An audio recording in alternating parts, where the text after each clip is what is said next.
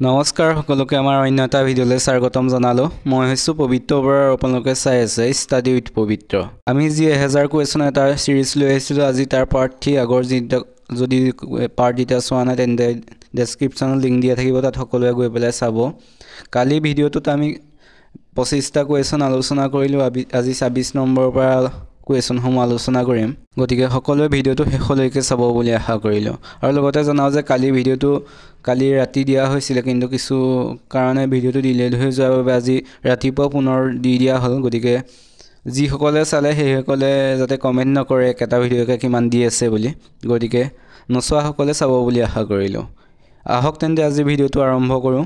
আজিৰ প্ৰথম কুৱেশ্যনটো তোমালোকৰ বাবে ৰখা হৈছে, ইয়াৰ উত্তৰটো কি হয় সকলোৱে কমেণ্ট কৰি জনাবা। কুৱেশ্যনটো সুধিছে, অসমৰ প্ৰাচীনতম শাসকগৰাকী কোন আছিল? অসমৰ প্ৰাচীনতম শাসকগৰাকী কোন আছিল সুধিছে। ইয়াত যিকেইটা অপশ্যন দিছে সেইকেইটাৰ ভিতৰত কোনটো শুদ্ধ হয় সকলোৱে কমেণ্ট কৰি জনাব বুলি আশা কৰিলোঁ। এতিয়া আহিছোঁ তাৰ পিছত 27 নম্বৰ কুৱেশ্যনটোলৈ। 27 নম্বৰ কুৱেশ্যনটো সুধিছে, শালস্তম্ভ বংশৰ প্ৰতিষ্ঠাপক কোন আছিল? শালস্তম্ভ বংশৰ প্ৰতিষ্ঠাপক কোন আছিল সুধিছে। ইয়াত যিকেইটা অপশ্যন দিছে সেইকেইটাৰ ভিতৰত শুদ্ধ উত্তৰটো হৈছে অপশ্যন এ, শালস্তম্ভ। শালস্তম্ভ হৈছে শালস্তম্ভ ৰাজবংশৰ প্ৰতিষ্ঠাপক। এতিয়া আহিছোঁ 28 নম্বৰ কুৱেশ্যনটোলৈ। 28 নম্বৰ কুৱেশ্যনটো সুধিছে, ভাৰতৰত্ন সন্মান পোৱা প্ৰথম অসমীয়া কোন আছিল? ভাৰতৰত্ন সন্মান পোৱা প্ৰথমজন অসমীয়া কোন আছিল সুধিছে। ইয়াত যিকেইটা অপশ্যন দিছে সেইকেইটাৰ ভিতৰত শুদ্ধ উত্তৰটো হৈছে অপশ্যন বি, গোপীনাথ বৰদলৈ। গোপীনাথ বৰদলৈ হৈছে ভাৰতৰত্ন লাভ কৰা প্ৰথমজন অসমীয়া। এতিয়া আহিছোঁ তাৰ পিছৰ কুৱেশ্যনটোলৈ। তাৰ পিছৰ কুৱেশ্যনটো সুধিছে, আমাৰ সৌৰজগতৰ আটাইতকৈ ডাঙৰ গ্ৰহ কোনটো? আমাৰ সৌৰজগতৰ আটাইতকৈ ডাঙৰ গ্ৰহ কোনটো সুধিছে। ইয়াত যিকেইটা অপশ্যন দিছে সেইকেইটাৰ ভিতৰত শুদ্ধ উত্তৰটো হৈছে অপশ্যন চি, বৃহস্পতি। বৃহস্পতি হৈছে আমাৰ সৌৰজগতৰ আটাইতকৈ ডাঙৰ গ্ৰহ। এতিয়া আহিছোঁ 30 নম্বৰ কুৱেশ্যনটোলৈ। 30 নম্বৰ কুৱেশ্যনটো সুধিছে, ঘূৰণীয়া মেজমেলত অসমৰ পৰা কোনে প্ৰতিনিধিত্ব কৰিছিল? ঘূৰণীয়া মেজমেলত অসমৰ পৰা কোনে প্ৰতিনিধিত্ব কৰিছিল সুধিছে। ইয়াত যিকেইটা অপশ্যন দিছে সেইকেইটাৰ ভিতৰত শুদ্ধ উত্তৰটো হৈছে অপশ্যন ডি, চন্দ্ৰধৰ বৰুৱা। চন্দ্ৰধৰ বৰুৱাই ঘূৰণীয়া মেজমেলত অসমৰ পৰা হৈ প্ৰতিনিধিত্ব কৰিছিল। এতিয়া আহিছোঁ 31 নম্বৰ কুৱেশ্যনটোলৈ। 31 নম্বৰ কুৱেশ্যনটো সুধিছে, কোন বছৰত অসম মহিলা আয়োগ প্ৰতিষ্ঠা কৰা হৈছিল? কোন বছৰত অসম মহিলা আয়োগ প্ৰতিষ্ঠা কৰা হৈছিল সুধিছে। ইয়াৰ অপশ্যনত যিকেইটা দিছে সেইকেইটাৰ ভিতৰত শুদ্ধ উত্তৰটো হৈছে অপশ্যন এ, 1992 চনত। 1992 চনত অসম মহিলা আয়োগ প্ৰতিষ্ঠা কৰা হৈছিল। আমি এই কুৱেশ্যনসমূহ আগৰ বছৰসমূহত অহা কুৱেশ্যন পেপাৰৰ পৰা লৈ আহিছোঁ। আছাম পুলিচ চৰকাৰী বিভিন্ন গ্ৰেড 3, গ্ৰেড 4 এইবোৰ পেপাৰৰ পৰা লৈ আহিছোঁ। গতিকে সকলোৱে কুৱেশ্যনসমূহ মনোযোগে চাব বুলি আশা কৰোঁ আৰু পাৰিলে সকলোৱে লিখি ল'ব বুলি আশা কৰিলোঁ। এতিয়া আহিছোঁ 32 নম্বৰ কুৱেশ্যনটোলৈ। 32 নম্বৰ কুৱেশ্যনটো সুধিছে, ৰেড ক্ৰছ দিৱস কেতিয়া পালন কৰা হয়? ৰেড ক্ৰছ দিৱস কেতিয়া পালন কৰা হয় সুধিছে। ইয়াত যিকেইটা অপশ্যন দিছে সেইকেইটাৰ ভিতৰত শুদ্ধ উত্তৰটো হৈছে অপশ্যন বি, 8 মে'। 8 মে' ৰেড ক্ৰছ দিৱস হিচাপে পালন কৰা হয়। এতিয়া আহিছোঁ তাৰ পিছৰ কুৱেশ্যনটোলৈ। তাৰ পিছৰ কুৱেশ্যনটো সুধিছে, ৰেড ক্লিফ লাইন কোন দুখন দেশৰ সীমাৰেখা? ৰেড ক্লিফ লাইন কোন দুখন দেশৰ সীমাৰেখা সুধিছে। ইয়াত যিকেইটা অপশ্যন দিছে সেইকেইটাৰ ভিতৰত শুদ্ধ উত্তৰটো হৈছে অপশ্যন চি, ভাৰত আৰু পাকিস্তান। ভাৰত আৰু পাকিস্তানৰ সীমাৰেখাডালক ৰেড ক্লিফ লাইন বুলি কোৱা হয়। এতিয়া আহিছোঁ 34 নম্বৰ কুৱেশ্যনটোলৈ। 34 নম্বৰ কুৱেশ্যনটো সুধিছে, জয়সাগৰ পুখুৰী কোনে খান্দিছিল? জয়সাগৰ পুখুৰী কোনে খন্দাইছিল সুধিছে। ইয়াত যিকেইটা অপশ্যন দিছে সেইকেইটাৰ ভিতৰত শুদ্ধ উত্তৰটো হৈছে অপশ্যন এ, ৰুদ্ৰসিংহ। ৰুদ্ৰসিংহই জয়সাগৰ পুখুৰী খান্দিছিল। এতিয়া আহিছোঁ তাৰ পিছৰ কুৱেশ্যনটোলৈ। তাৰ পিছৰ অৰ্থাৎ 35 নম্বৰ কুৱেশ্যনটো সুধিছে, অসমৰ প্ৰথমখন চিকিৎসা মহাবিদ্যালয় ক'ত অৱস্থিত? অসমৰ প্ৰথমখন চিকিৎসা মহাবিদ্যালয় ক'ত অৱস্থিত সুধিছে। ইয়াত যিকেইটা অপশ্যন দিছে সেইকেইটাৰ ভিতৰত শুদ্ধ উত্তৰটো হৈছে অপশ্যন চি, ডিব্ৰুগড়ত। ডিব্ৰুগড়ত প্ৰথমখন চিকিৎসা মহাবিদ্যালয় অৱস্থিত। এতিয়া আহিছোঁ তাৰ পিছৰ কুৱেশ্যনটোলৈ। পিছৰ কুৱেশ্যনটো সুধিছে, স্বাধীন অসমৰ প্ৰথম ৰাজ্যপাল কোন আছিল? স্বাধীন অসমৰ প্ৰথম ৰাজ্যপাল কোন আছিল সুধিছে। ইয়াত যিকেইটা অপশ্যন দিছে সেইকেইটাৰ ভিতৰত শুদ্ধ উত্তৰটো হৈছে অপশ্যন ডি, আকবৰ হাইদৰি। আকবৰ হাইদৰি হৈছে স্বাধীন অসমৰ প্ৰথমজন ৰাজ্যপাল। এতিয়া আহিছোঁ 37 নম্বৰ কুৱেশ্যনটোলৈ। 37 নম্বৰ কুৱেশ্যনটো সুধিছে, প্ৰহ্লাদ চৰিত কাৰ ৰচনা? প্ৰহ্লাদ চৰিত কাৰ ৰচনা সুধিছে। ইয়াত যিকেইটা অপশ্যন দিছে সেইকেইটাৰ ভিতৰত শুদ্ধ উত্তৰটো হৈছে অপশ্যন এ, হেম সৰস্বতী। হেম সৰস্বতীয়ে প্ৰহ্লাদ চৰিত ৰচনা কৰিছিল। এতিয়া আহিছোঁ 38 নম্বৰ কুৱেশ্যনটোলৈ। 38 নম্বৰ কুৱেশ্যনটো সুধিছে, বৰদলৈ ট্ৰফী কিমান চনৰ পৰা আৰম্ভ হয়? বৰদলৈ ট্ৰফী কিমান চনৰ পৰা আৰম্ভ হয় সুধিছে।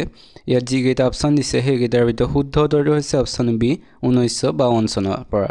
1952 চনৰ পৰা বৰদলৈ ট্ৰফি আৰম্ভ হয় এতিয়া আহিছো 39 নম্বৰ কোৱেশ্যনলৈ 39 নম্বৰ কোৱেশ্যনটো সুধিছে কাঁহৰ বাচন বৰ্তন ক'ত নিৰ্মাণ কৰা হয় কাঁহৰ বাচন বৰ্তন ক'ত নিৰ্মাণ কৰা হয় সুধিছে কোনখন জিলাত ইয়াত যিকেইটা অপচন দিছে সেইকেইটাৰ ভিতৰত শুদ্ধ উত্তৰটো হৈছে অপচন সি সৰ্থেবাৰীত কাঁহৰ বাচন বৰ্তন তৈয়াৰ কৰা হয় এতিয়া আহিছো 40 নম্বৰ কোৱেশ্যনলৈ 40 নম্বৰ কোৱেশ্যনটো সুধিছে অসম এছ'চিয়েশ্যন কিমান চনত গঠন কৰা হয় আসাম এছ'চিয়েশ্যন কিমান চনত গঠন কৰা হয় সুধিছে ইয়াত যিকেইটা অপচন দিছে সেইকেইটাৰ ভিতৰত শুদ্ধ উত্তৰটো হৈছে অপচন বি 1903 চনত 1903 চনত আসাম এছ'চিয়েশ্যন গঠন কৰা হৈছিল এতিয়া আহিছো তাৰ পিছৰ কোৱেশ্যনলৈ তাৰ পিছৰ কোৱেশ্যন সুধিছে পলাশী যুদ্ধ কিমান চনত হৈছিল পলাশী যুদ্ধ কিমান চনত হৈছিল সুধিছে ইয়াৰ অপচন কেইটাৰ ভিতৰত শুদ্ধ উত্তৰটো হৈছে অপচন সি 1757 চনত পলাশী যুদ্ধ সংঘটিত হৈছিল লগতে মনত ৰাখিব চিপাহী বিদ্ৰোহ হৈছিল 1857 চনত এইটো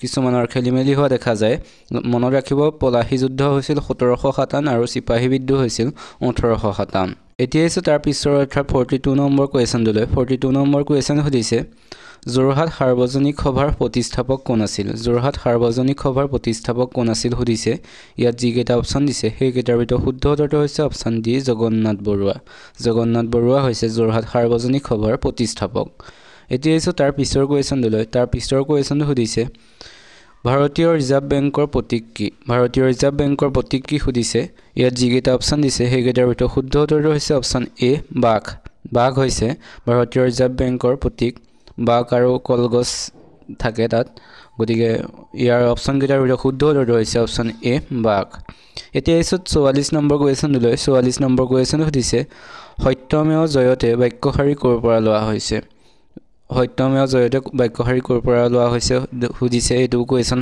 আগৰ বছৰসমূহত আহি থকা দেখা গৈছিল এই অপচন কেইটাৰ ভিতৰত শুদ্ধ উত্তৰটো হৈছে অপচন সি মুণ্ডক উপনিষদৰ পৰা সত্যমেৱ জয়তে বাক্যশাৰী লোৱা হৈছিল এতিয়া আহিছো 45 নম্বৰ কোৱেশ্যনলৈ 45 নম্বৰ কোৱেশ্যন সুধিছে ভাৰতৰ লৌহ মানৱ বুলি কাক কোৱা হয় ভাৰতৰ লৌহ মানৱ বুলি কাক জনা যায় সুধিছে ইয়াত যিকেইটা অপচন দিছে সেইকেইটাৰ ভিতৰত শুদ্ধ উত্তৰটো হৈছে অপচন এ চৰ্দাৰ বল্লভভাই পেটেলক ভাৰতৰ লৌহ মানৱ বুলি জনা যায় আপোনালোকে ভিডিঅ'টো চাই কেনেকুৱা পাইছে এটা কমেণ্ট কৰি জনাব যদি ভাল পাইছে চেনেলটো ছাবস্ক্ৰাইব কৰি লাইক এটা কৰি বন্ধু বান্ধৱীৰ সৈতে শ্বেয়াৰ কৰি দিব নাপাহৰিব এতিয়া আহিছে তাৰ পিছৰ কোৱেশ্যনলৈ তাৰ পিছৰ কোৱেশ্যন সুধিছে উগ্ৰতাৰা মন্দিৰ কোনে নিৰ্মাণ কৰিছিল সুধিছে ইয়াত যিকেইটা অপচন দিছে সেইকেইটাৰ ভিতৰত শুদ্ধ উত্তৰটো হৈছে অপচন এ শিৱসিংহই উগ্ৰতাৰা মন্দিৰ নিৰ্মাণ কৰিছিল এতিয়া আহিছো তাৰ পিছৰ কোৱেশ্যনলৈ তাৰ পিছৰ কোৱেশ্যন সুধিছে হস্তি বিজ্ঞানৰ পুথিখন কাৰ ৰচনা সুধিছে ইয়াত যিকেইটা অপচন দিছে সেইকেইটাৰ ভিতৰত শুদ্ধ উত্তৰটো হৈছে অপচন ডি সুকুমাৰ বৰকাইতে হস্তি বিজ্ঞানৰ পুথিখন ৰচনা কৰিছিল এতিয়া আহিছো তাৰ পিছৰ অৰ্থাৎ 48 নম্বৰ কোৱেশ্যনলৈ 48 নম্বৰ কোৱেশ্যন সুধিছে উচ্চ ন্যায়ালয়ৰ ন্যায়াধীশসকলক কোনে নিযুক্তি দিয়ে সুধিছে ইয়াত যিকেইটা অপচন দিছে সেই অপচন কেইটাৰ ভিতৰত শুদ্ধ উত্তৰ হৈছে অপচন সি ৰাষ্ট্ৰপতিয়ে উচ্চ ন্যায়ালয়ৰ ন্যায়াধীশসকলক নিযুক্তি দিয়ে এতিয়া আহিছো 49 নম্বৰ কোৱেশ্যনলৈ 49 নম্বৰ কোৱেশ্যন সুধিছে দাণ্ডি যাত্ৰাত অসমৰ কোনে অংশগ্ৰহণ কৰিছিল সুধিছে ইয়াত যিকেইটা অপচন দিছে সেইকেইটাৰ ভিতৰত শুদ্ধ উত্তৰটো হৈছে অপচন বি লীলাধৰ বৰুৱাই দাণ্ডি যাত্ৰাত অসমৰ হৈ প্ৰতিনিধিত্ব কৰিছিল এতিয়া আহিছো আজিৰ শেষৰ কুৱেশ্যনটো সুধিছে পথৰুঘাটৰ ৰণ ক'ত সংঘটিত হৈছিল সুধিছে ইয়াত যিকেইটা অপচন দিছে সেইকেইটাৰ ভিতৰত শুদ্ধ উত্তৰটো হৈছে অপচন এ দৰং জিলাৰ পথৰুঘাট নামৰ ঠাইতে পথৰুঘাটৰ ৰণ সংঘটিত হৈছিল এইকেইটাই আছিল আজিৰ কুৱেশ্যন আপোনালোকে ভিডিঅ'টো চাই কেনেকুৱা পালে কমেণ্ট কৰি জনাব যদি ভাল পালে এটা লাইক কৰিব আৰু বন্ধু বান্ধৱীৰ সৈতে শ্বেয়াৰ কৰি দিব আমি প্ৰতিটো পাৰ্টত 25টাকৈ কুৱেশ্যন আলোচনা কৰিম এইদৰে আমি ফাৰ্ষ্ট 1000 কুৱেশ্যন আলোচনা কৰিম গতিকে সকলোৱে চেনেলটো ছাবস্ক্ৰাইব কৰি থব বুলি আশা কৰিলো আৰু লগতে জনাও যে আমাৰ এখন ইবুক তৈয়াৰ কৰি থকা হৈছে 1000+ কুৱেশ্যন তাত উপলব্ধ থাকিব গতিকে সকলোৱে এই মাহৰ শেষলৈকে পাই যাব বুলি আশা কৰিলো তাৰ দাম নিশ্চয় কম হ'ব বেছি দাম ৰখা নাই যাতে সকলোৱে কিনিব পাৰে তাৰ কাৰণে অনলি 59 টকা ৰখা হৈছে তাত যিসমূহ কুৱেশ্যন সেইসমূহ অতি ইম্পৰ্টেণ্ট কুৱেশ্যন লোৱা হৈছে গতিকে সকলোৱে কিনিব বুলি আশা কৰিলো তেন্তে আজিলৈ ভিডিঅ'টো ইমানেই ধন্যবাদ